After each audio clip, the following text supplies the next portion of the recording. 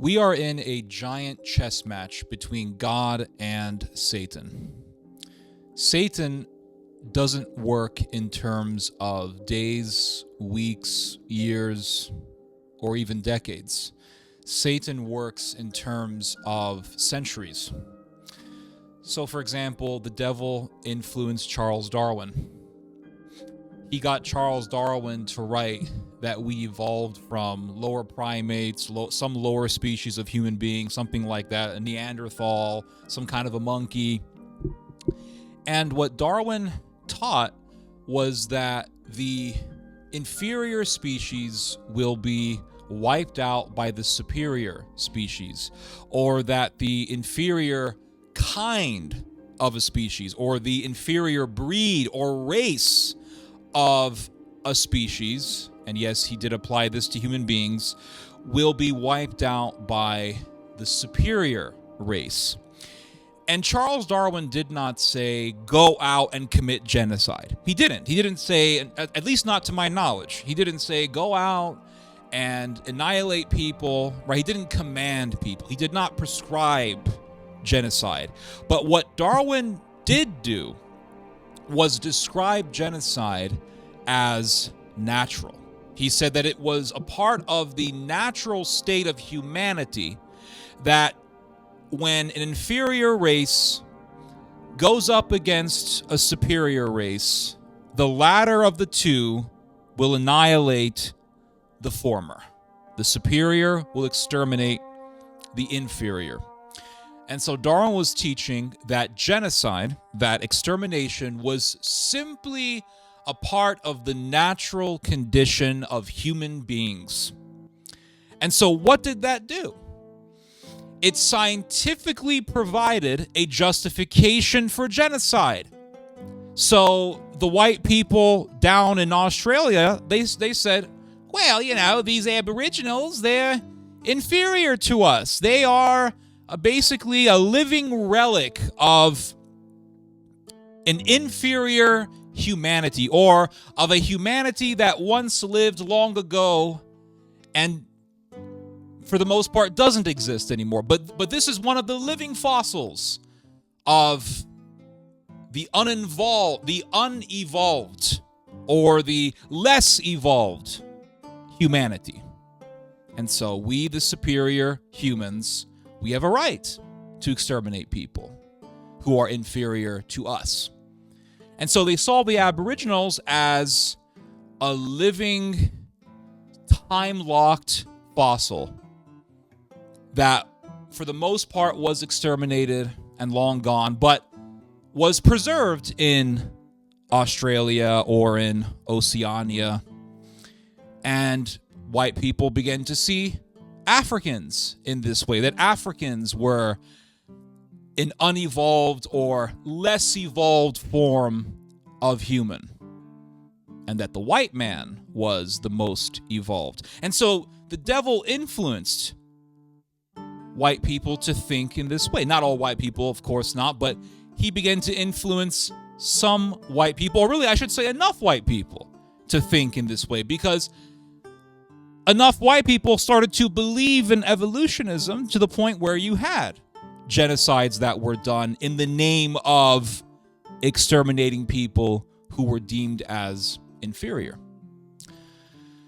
And so the devil influenced Darwin to write that human beings evolved from lower species, and that the white man was the most evolved, and that genocide was merely a natural part of the human condition. Okay, so genocide is natural.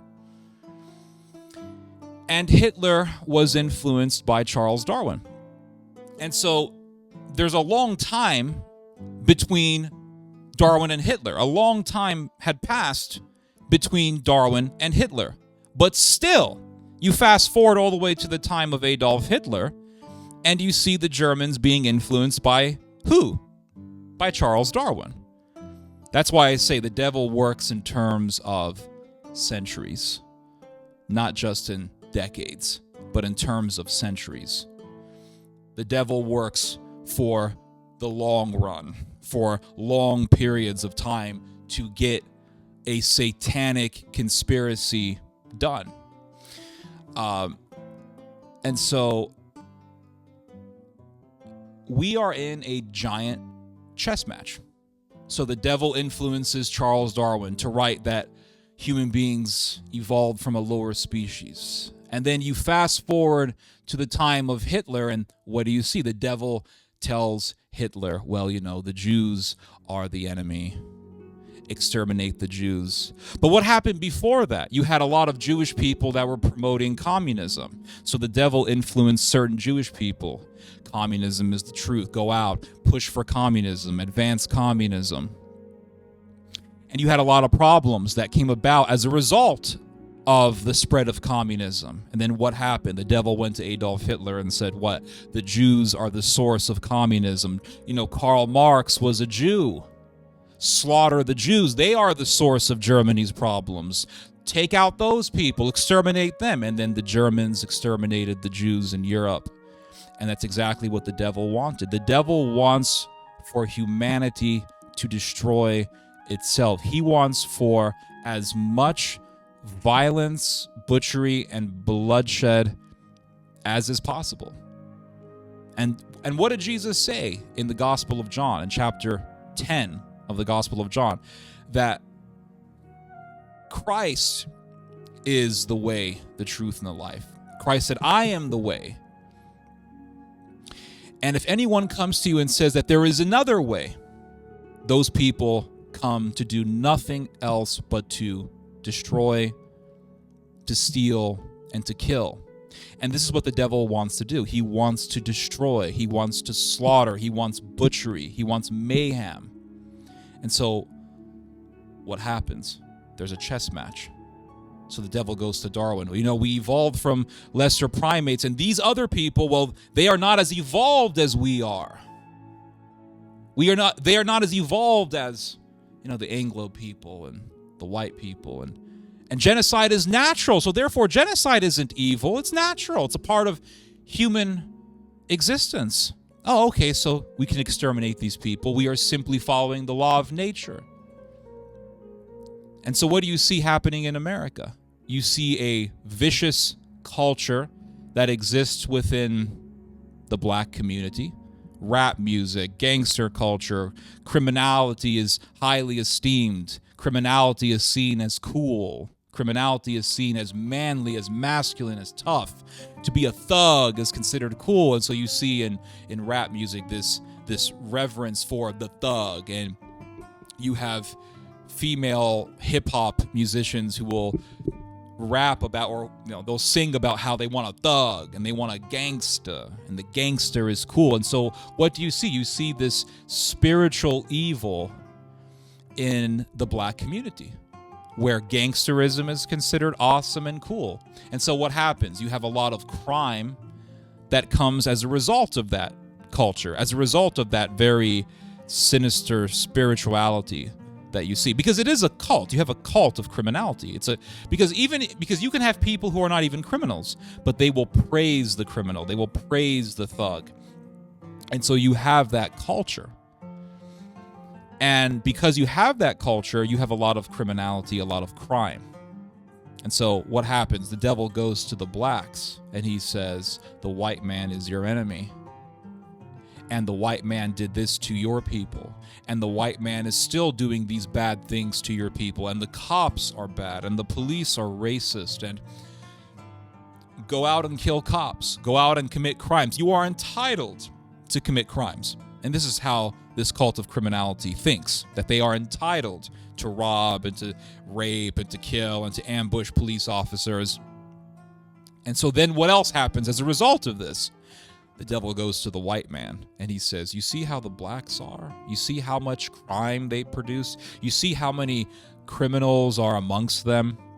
Well, the reason why black people act in such a way is because of their genes. It's in their DNA. In other words, you cannot reform the blacks. You cannot change them. You cannot reason with them. So there's only one solution.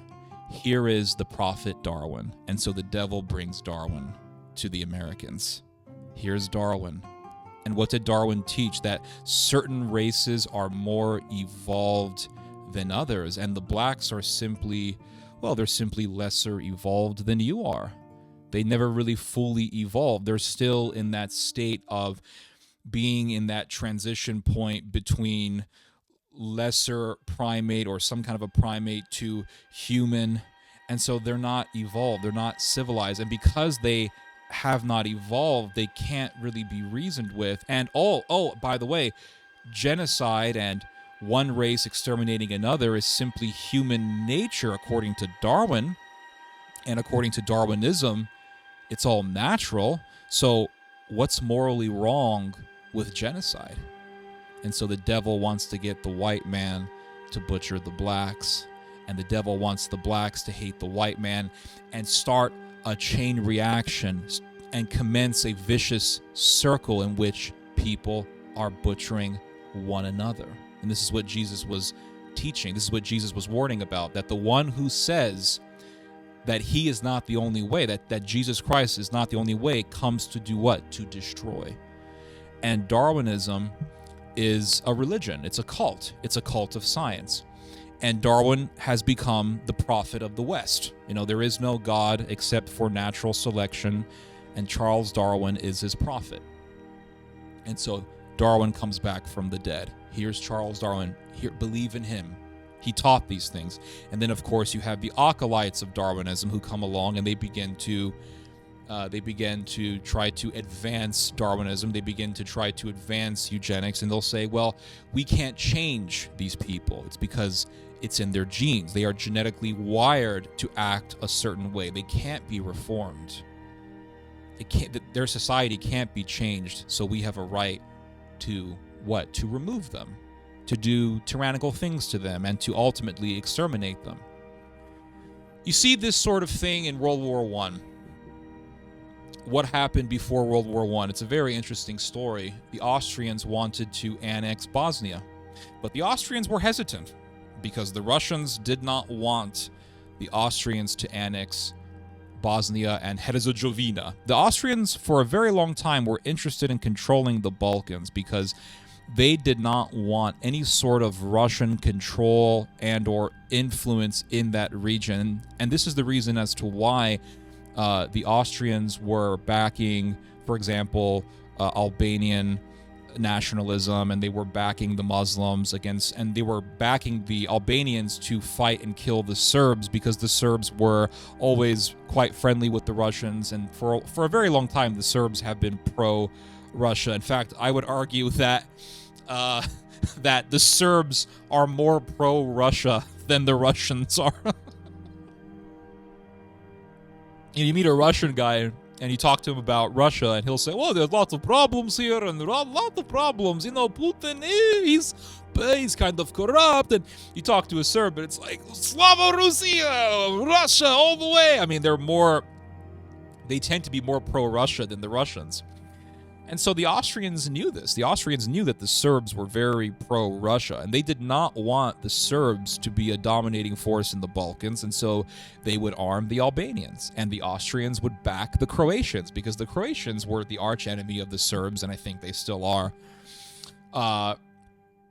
And so the Austrians wanted to annex Bosnia, and the Russians, they didn't want that to happen. You know, the Tsar didn't want that to happen. So the Ottoman Empire comes along. The devil sends the Ottoman Empire to the Russians. And the Ottomans tell the Russians, hey, if you allow the Austrians to annex Bosnia, we will give you unlimited access into the Mediterranean from the Black Sea. And the Russians said, okay, done. And they threw their Serbian allies under the bus. And the Austrians annexed Bosnia. And what happened? The devil goes to Gavrilo Princip, a Satanist. I mean, Gavrilo Princip, he was a part of this cult. I think it was called the Black Hand or something like that. And they were a satanic, ultra-nationalist cult, and they would look at skulls. They had skulls, human skulls during their meetings. I mean, they were satanic. They were like skull and bones type stuff. And they were evil. And so the devil influences Gavrilo Princip. Go and kill the Archduke Ferdinand. Go out and kill him. Because the Archduke Ferdinand, who was Austrian, he was in Bosnia doing some diplomatic visit of some sort. And Gavrilo Princip goes to the car where the Archduke is, with his wife. And Gavrilo kills both the Archduke and his wife. I think her name was Sophie. And he kills both of them. And so what happens? The devil then goes to the Austrians. Well, the Serbs killed one of your guys. No, it wasn't the Serbs. It was just one Serb. But the Serbs didn't really do much to protect the Archduke. So really, all of the Serbian people must now suffer for the crime of one Serb. So apparently the whole Serbian race was guilty. And so what did the Austrians do? They said, okay, well, we're going to invade Serbia. And the devil goes to the Austrians and he says, go invade Serbia. You have a right. Those Serbs are barbarians. They're barbarians. They hate you. They're an enemy. They're friendly with the arch enemy, your nemesis, Russia. Go out and slaughter them. And so what did the Austrians do? They got an army of Croatians because they knew that the Croatians were the biggest haters of the Serbs. So they got a whole army of Croats. And they went into Serbia and they told the Croatians, kill, rape, do whatever you want. Everything is free game. It's open season on the Serbs. And so the Croatians entered they entered Serbia as Austrian soldiers. I got a little mixed up there. They entered Serbia as Austrian soldiers, as soldiers of Austria, the Holy Roman Empire. There was nothing holy about it. And they raped and they just pillaged and slaughtered. And it was just so horrendous. If you ever read about what Austria did to Serbia after the assassination of the Archduke, it was horrendous. They killed so many people. Mass rape, skinning people alive, just raping a woman in the church. Just you think of it, it happened most likely in Serbia by the Austrians. And that's exactly what the devil wanted. So what happened? The Austrians wanted to annex Bosnia and Herzegovina. The devil goes to the Austrians and says, yeah, get the Balkans. Yeah, you got to get the Balkans because, if you don't, the Russians are going to be there. You got to defeat your enemy, Russia. Okay, fine. The devil goes to the Ottomans. Tell the Russians that if they allow the Austrians to annex Bosnia and Herzegovina, you will have unlimited access into the Mediterranean from the Dardanelles or from the Bosphorus through the Dardanelles into the Aegean Sea and into the Mediterranean. And that'll get the Russians to throw their Serbian friends under the bus. The Russians listened. The devil goes to the Russians. Yeah, take the deal. The Russians take the deal. They accept the deal. They throw their Serbian allies under the bus. They allow the Austrians to annex Bosnia and Herzegovina. And then what happens? The devil goes into the brain of Gavrilo Princip. Kill the Archduke. The Austrians are your enemy. The Austrians are your enemy. They are now your occupiers. Kill the Archduke. And the Serbian nationalist murders the Archduke. And then what happens? The devil goes to the Austrians. Now you have a right to invade Serbia. They're barbarians. Butcher them. And then you have mass slaughter. And then how does that escalate? It escalates into what? The First World War. Millions die in the First World War. Horrific.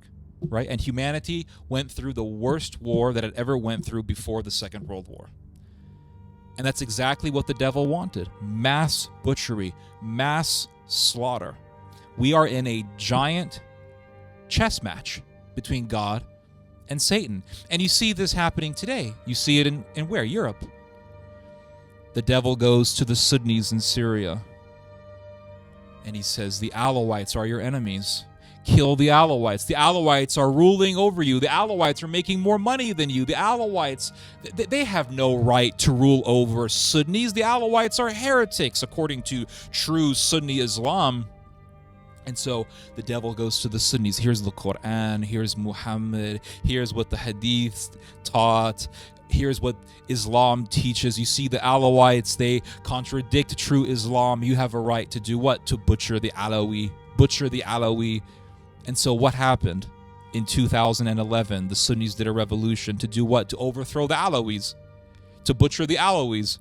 And so they butchered the Alawites. And what happened? The devil goes to the Sunnis in Syria and says, the Christians are polytheists and they're actually pagans. And the Trinity is pagan. It's actually polytheism. They worship three gods. They don't worship the one holy, true, singular, one monotheistic God, Allah. They worship three gods, Jesus, God the Father, and the Holy Spirit. And God is not your father. That's a heresy.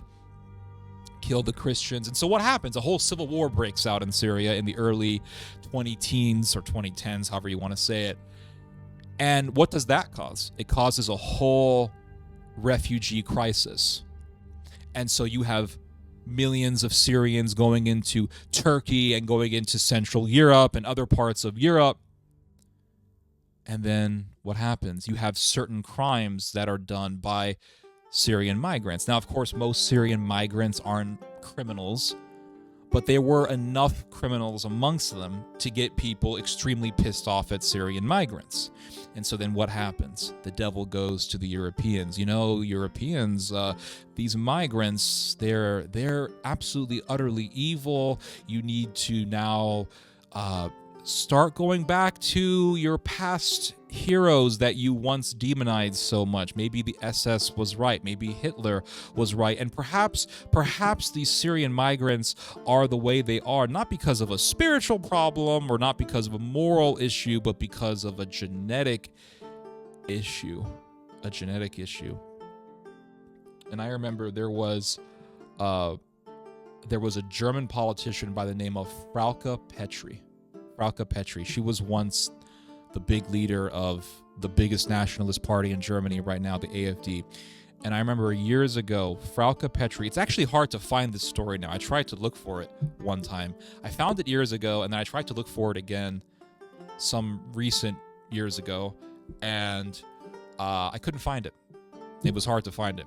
But I remember she said years ago that we are in a social Darwinistic struggle. She said this. She said, we are in a social Darwinistic struggle, social Darwinian struggle between us and these foreigners. And she made it very clear that we are headed for this struggle, this genetic Darwinistic struggle. And when you hear that sort of thing, you know exactly what is influencing that person. What's influencing that person is Darwinism, obviously, right? Evolutionism. And what does Darwinism teach? It teaches that there is a natural Darwinistic struggle between races. And what Darwin taught was that, and I said this earlier in the video, but I'll say it again, what Darwin taught was that when two unequal groups of races go face to face, go head to head, the superior will exterminate the inferior. And again, Darwin didn't say this is great. He didn't say that we need to go out and do this, but he simply made the argument that genocide was natural. And so when you read about the slaughter of the Aboriginals, Darwinism was used as a justification. And that's why you'll read about how there were white people in Australia who would go out and hunt down Aboriginals, and they would chop their heads off and send their heads back to Europe to be studied by some demonic scientist. And then when the Germans were conducting their first genocide, which was the genocide of the people in Namibia, I think they were called the Herero or something like that, but they genocided two groups of people in Namibia. The Germans would send body parts of Africans back to Germany, and it was just really, really sick stuff. But this was all inspired, and it was justified by Darwinism. And that's how they would justify it. They would say, well, we are superior to these people. And they believed that they had a scientific justification to believe in this and to carry out this, the extermination of another people. And so when you make an evil natural, or when you present it as natural, then it can be justified. And so this woman, Frauke Petry, she said that we are heading towards, or she said, I don't remember the exact words, but I don't remember every single word, but she said that we are headed, either she said we are headed towards or we are in a Darwinian struggle. And so because Darwinism teaches that genocide is natural, when you start believing that you are in a Darwinian struggle against another race of people, then you believe that it is natural to genocide those people. And so what do you see happening? You see certain crimes being done by foreigners, and the devil goes to the Germans and he says, you see these migrants? They are your enemy. And the reason why they act the way they do is because of genetics. It's because it's in their blood. And you can't really reason with them. They can't be reformed. So let's go back to Darwin. Here's Darwin. And it's as if the devil takes Darwin's books and just slides them to the Germans. Here you go. Do you guys remember Darwin? Do you guys remember this guy? Or perhaps it's as if the devil takes Mein Kampf and says, just slowly slides the book. Do you guys remember this? Remember this guy? And you just see this sort of evil happening.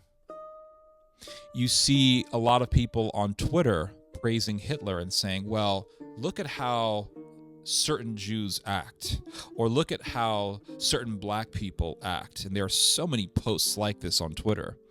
And what do people say? Maybe the mustache man was right.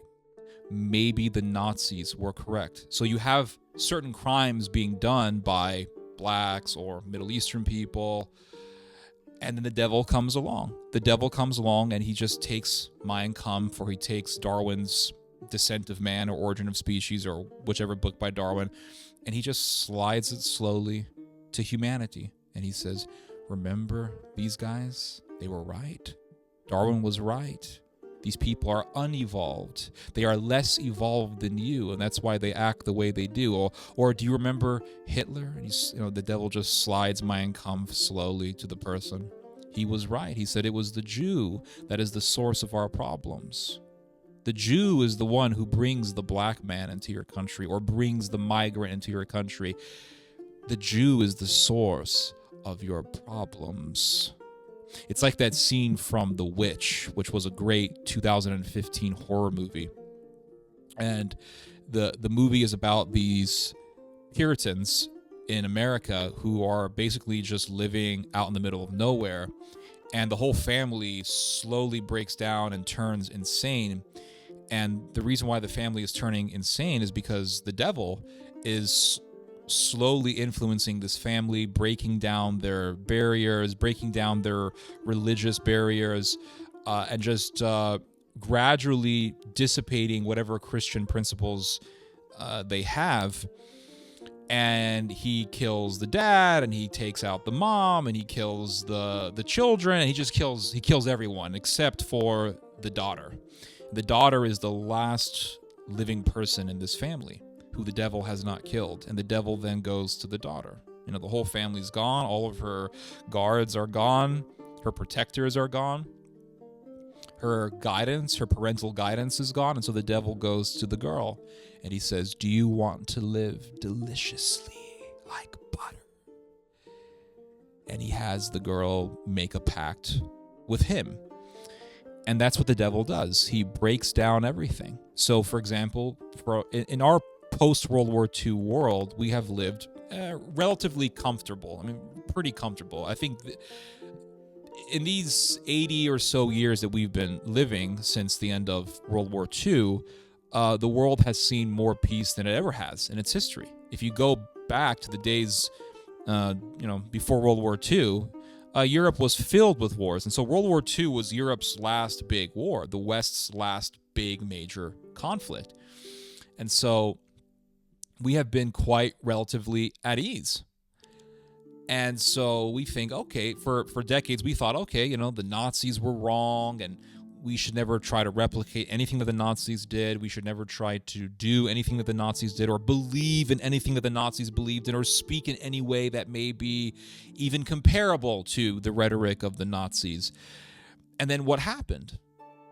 What happened was you have a lot of crime being done, and a lot of the criminals are members of certain demographics. and then you have certain evils being pushed, and some of the people pushing those evils are a member of a certain demographic. And so you have then these satanic forces that come along and they say, you see, these criminals are coming from this race or that race, and the Nazis were right. And for all these decades, we have been brainwashed and taught a lie, and we've been taught this lie about the Holocaust and this lie about the Nazis. No, you got it all wrong. The mustache man was right. And it's like that scene in The Witch where the girl has lost her whole family and everything is gone and all the barriers are gone. All of her guidance, all of her protection, all of her principles have been just melted away. And the devil slowly comes to her and says, do you want to live deliciously? And that's the devil creeping in to humanity. You see these problems, you see the breakdown of society, you see certain evils being pushed by certain Jews, and the devil comes along and says, do you want to live successfully? And he slides to us books, old books written in bygone days, or at least in days that we thought were bygone. Little Mein Kampf, a little Darwin. We are in a giant chess match. We're in this giant chess match, and the forces of good and the forces of evil are fighting. And we see the Muslim world doing evil things, and we see Israel doing evil things, and we say, oh, well, it's because of geopolitics, and we'll say, well, it's because of America, or we'll say, oh, well, Iran is influencing these Muslims, or Turkey is influencing these Muslims, and America is doing this foreign policy. And yeah, sure, this is all true, right? I'm not rejecting these explanations, but these explanations really only illuminate the surface. There's a giant spiritual proxy war, and we are the proxies. There's a giant spiritual proxy war between God and Satan, and we are either a proxy of God or a proxy of the devil. And all the geopolitical explanations, well, that's just at the surface. It explains things, but only on the earthly level, not on the spiritual level. We are in a spiritual proxy war between God and the devil. And you see this sort of thing, for example, going on in Israel and in the occupied territories. Don't say it's the occupied territories. It's Judea and Samaria. It's the occupied territories, all right? You got these assholes who want to dictate everything that you say. But, for example, the devil went to Hamas and said, go out, kill the Yahud, kill the Jew. The Yahud is the source of your problems. Go out, it's the Yahud Israeli that's the source of your problems. And so what happened in October of 2023? Hamas went into Israel and they butchered and pillaged and they did all sorts of crimes and did all sorts of horrible things. Let's not pretend that those horrible things didn't happen. Let's not sit here and pretend like Hamas is just an innocent entity. They did terrible things in Israel. And then what happened after that? The devil goes to the Jews and he says, the Talmud says that these people are animals and the Goyim are animals and you can kill them and it's justifiable to kill them and you can butcher them and you can genocide them and it's fine. And then you see the Israelis doing evil. And that's exactly what the devil wants. He wants as much human bloodshed as he possibly can cause. And then so what's going to happen now? What's happening right now? Turkey goes into Syria. The devil goes to the Israelis and says, well, Syria is your big enemy and Bashar al-Assad is your big enemy and he's an ally of Iran, so you got to take him down. Take him down. And so what's happening here? It's a chess match. The devil comes in and says, well, there's a chess match. There's little chess pieces. Bashar al-Assad, that's a chess piece. Turkey, that's a chess piece. Iran, that's a chess piece. Jordan, that's a chess piece. They're all chess pieces in this great cosmic war that we are in. And so the devil sees Bashar al-Assad. That's a chess piece. Gotta remove him. I want Turkey to come to Syria because I want the Turks to Holocaust the Jews, just like I got Hitler to Holocaust the Jews. So I want to remove that chess piece because, yes, Bashar al-Assad was technically an enemy of Israel, but at the same time, he was workable. He was negotiable. He was even in a way, limiting Iran's activities in his own country, he was a much better option than Turkey, obviously. But the devil influenced the Israelis. Remove Bashar al-Assad. Don't you know that he's allowing his country to be a bridge for Iran to send weapons into Lebanon to arm Hezbollah? Remove Bashar al-Assad. And so Israel removes Bashar al-Assad. That's a chess piece that's been removed. It's like when you're playing a game of chess and then, you defeat a pawn and the pawn and the pawn, what happens to him? He's off the chessboard. He's no longer there. He can't be used anymore. So Bashar al-Assad was a chess piece. He's gone. All right, that chess piece is removed. Oh, okay. And then so what? What do you have next? Well, the devil says, okay, I got my little chess piece here, Turkey. I'm moving him in on the chessboard. Now Turkey is in Syria. So then what happens? Well, you have Iran. Iran can't use Syria anymore, but Iran can use Iraq. Okay, so what's the buffer zone between Iraq and Israel? Oh, it's Jordan. Because Jordan borders with Iraq. Iraq borders with Iran. So Jordan is an ally of Israel. So that's a chess piece, right? Jordan is an ally of Israel.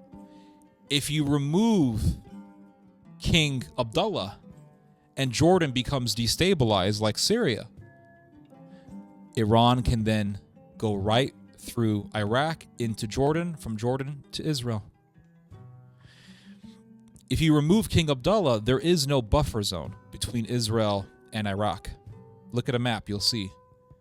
Iran can then go through Iraq into Jordan, from Jordan into Israel. Turkey can go into Syria, from Syria into Israel. And Israel's going to get hit by two regional powers from two different directions. So this is the chess piece. It's a chess piece. And you could say, well, America is a big chess piece. Oh, yes, and you'll be right. America is a giant chess piece. Giant chess piece. So then what happens? America is a chess piece that's protecting Israel. Okay. The devil wants to remove that chess piece as well. And so what is the devil doing? Telling people Hitler was the good guy. Israel is this absolutely evil country. And the devil uses facts. He uses truth. He'll point to the evils of Israel, just like he pointed to the evils of the Jews and got the Germans to believe that they would be justified to butcher the Jews.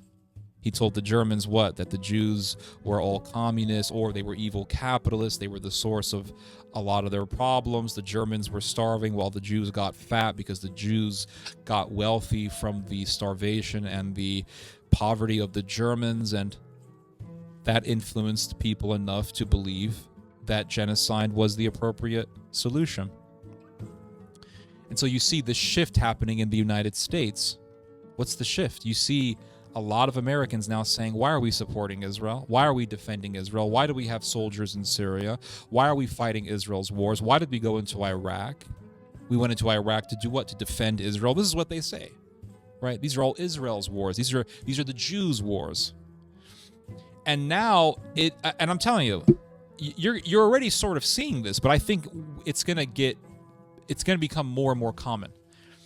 In the future, it's going to become a major selling point to say, I am not funded by AIPAC. It's going to be a major selling point for politicians. And this is already the case to a certain extent, but it's going to get more prominent, more common. It's going to become a major selling point for a politician to say, I am not funded by AIPAC. I'm not getting money from AIPAC. And like I said, you're already seeing this sort of thing, this sort of trend to a certain extent, but it's going to get bigger. And you have a lot of Americans now saying they want politicians who aren't funded by AIPAC because they don't want America involved in Israel's problems, Israel's conflicts, Israel's problems in Syria or in Iraq, Lebanon, etc., Iran, etc. And so what do you see? You see a lot of people saying, well, let's take our American soldiers out of Syria. We got 900 soldiers in Syria. That's a chess piece. And so what would happen if America removed its military presence from Syria? Turkey would fill in that vacuum. And Turkey would become even more powerful in Syria. And look at what Trump has been saying recently. He said the key to Syria is Turkey. He said, and Trump was asked, we have 900 soldiers in Syria. What's going to happen to them? And Trump said, well, Turkey's got a big enough army. He said Turkey's got a massive army. So you already see America becoming more and more warm to the idea of just withdrawing from Syria. And if that happens, that'll be a vacuum for Turkey to fill, and Turkey will become even more powerful. And what you could have is enough destabilization in Syria that could then boil over to Jordan. And if Jordan becomes destabilized, then you could have King Abdullah being overthrown. And if that happens, Jordan becomes another Syria, and there will be no buffer zone between Israel and Iraq. And Iraq is filled with Shiites. Iraq is a majority Shia country. So it's already within the sphere of influence of Iran. It's in a way, it's almost like it's an extension of Iran because it's a Shiite country. And Iran can just go from Iraq to Jordan to Israel. And Israel's screwed. And people will sit there and say, well, I don't believe that America is just going to abandon Israel. I don't believe that America is just going to throw Israel under the bus. You would be shocked. You would be shocked. Now, why do I say this? Because there's a country called Turkey, and Turkey has something called the Dardanelles. And if you look at a map, you see the Black Sea. You have Ukraine up here, a little bit of Russia over here. I think Romania is somewhere on the other side. And then across from Ukraine, there's Turkey. And Turkey has this geographic location called the Bosphorus. And from the Bosphorus, you go into something called the Sea of Marmara. It's a little sea, the Sea of Marmara. And from the Sea of Marmara, you go through the Dardanelles. And from the Dardanelles, you go into the Aegean Sea. And from the Aegean Sea, you go into the Mediterranean. And so Turkey is like a beautiful prostitute. And it has the Dardanelles. And everyone wants to go inside of it. And so America wants that prostitute. It wants the Dardanelles. It wants to go inside the Dardanelles. It wants to be able to have access into that prostitute. And he doesn't want any competitors. Russia is a competitor. Russia also wants the Dardanelles to have unlimited access from the Black Sea into the Mediterranean. And if Russia doesn't have that limitless access into the Mediterranean from the Black Sea, then Russia will be confined to the Black Sea. Russia's location in the Black Sea will just be confined to that spot on that maritime territory. It won't have that limitless access into the Mediterranean from the Dardanelles. And so if America loses Turkey, then Turkey could side with the Russians and give Russia unlimited access into the Mediterranean through the Dardanelles, and America doesn't want that. And so you have the devil going to people and saying, what? The Jews are the problem. They're leading America into all these wars. They are the evil problem, right? They are the source of a lot of America's problems. Abandon Israel. And the Americans are going to say what? Well, Israel and the devil is influencing Israel. Go out and kill the Goyim. They're barbarians. They're inferior. The Talmud teaches that Goyim aren't human beings. You can kill as many as you want. It doesn't matter. Who cares? They're all terrorists. And so Israel acts barbarically. And the world says, we don't want to deal with Israel. We don't want to deal with you, Israel. And Israel wants America to defend it from Iran, from Hezbollah, from Hamas, from the Palestinians. And you have enough people in America saying, what? We don't want our country to be involved with Israel anymore. And you have Turkey saying, America, we don't want you helping Israel anymore. And if you want access to this Dardanelle, you got to cut off Israel. And if it came to a choice between pleasing Turkey or pleasing Israel, America will please Turkey. And at that point, Israel will have no more protection. Everything will be gone. And if that happens, then expect Israel to become even more fanatical than it is right now. Because then the fanatics in Israel will say, our allies have abandoned us. No one's helping us. No one is helping us. No one gives a damn about us. why not just go full fanatical? And you'll see Israel just become a complete crazy house. And then they'll really be in the devil's playground. And then the world will see that and say, you see, this is why we were right to abandon you. And Turkey will say, okay, it's time now to end the Jewish problem. It's now time to implement the solution to the JQ, to the Jewish question, and end the Israeli problem once and for all. And Turkey will say that Israel is the cause of all these problems in the Middle East, and it's time to get rid of the source of all these problems in the Middle East, Israel. They're butchering our fellow Muslims. We have to protect the Palestinians. And the Iranians will say the same thing. And you're going to have another Holocaust. And the world is going to watch and say, yeah, they deserve it. Those Jews deserve it. And the devil will be laughing, because the devil will say, this is exactly what I wanted. Humanity to destroy itself. You see this sort of thing after the crucifixion, after the resurrection, I should say. The Gentiles in ancient Judea were doing crimes against the Jews. This is Josephus explains this in his history. And the Jews began to butcher non-Jews, and it just spiraled out of control. It spiraled completely out of control. And the devil went to the Jews and he said, these Romans are the problem. It's time to overthrow them. You got to fight against them, blah, blah, blah. The Jews started butchering non-Jews. Non-Jews butchered Jews. It spiraled out of control. And then the devil went to the Jews and said, those other Jews are also your enemy. Kill them. And the Jews began to butcher each other. And that's exactly what the devil wants. Humanity to butcher itself as much as he can get them to butcher themselves. He got Judas to betray Christ. He used Judas's greed against him. Oh yes, Judas, if you betray Jesus, you're going to get all this gold. You're going to get 33 pieces of silver, not gold, 33 pieces of silver. And then once it was all done, Judas felt empty. And what did Satan tell Judas? Kill yourself. You're not even worthy of life. You're not even worthy of living. And that's exactly what the devil wanted. And he pushed Peter into despair. But Peter was wise enough to seek after Christ's forgiveness. But this is what Satan wants. The devil wants us to destroy ourselves. And as long as we don't understand, as long as we don't have this awareness that we are in this giant chess battle between God and Satan, then humanity will continuously be in this vicious cycle of hatred, wanting to kill, hatred, resentment, wanting to kill, and it's never going to end. It's just going to go on until kingdom come. Anyway, how long have I talked? Been talking for a while. 49 minutes. Damn. Anyway, guys, you guys just heard some theology. God bless.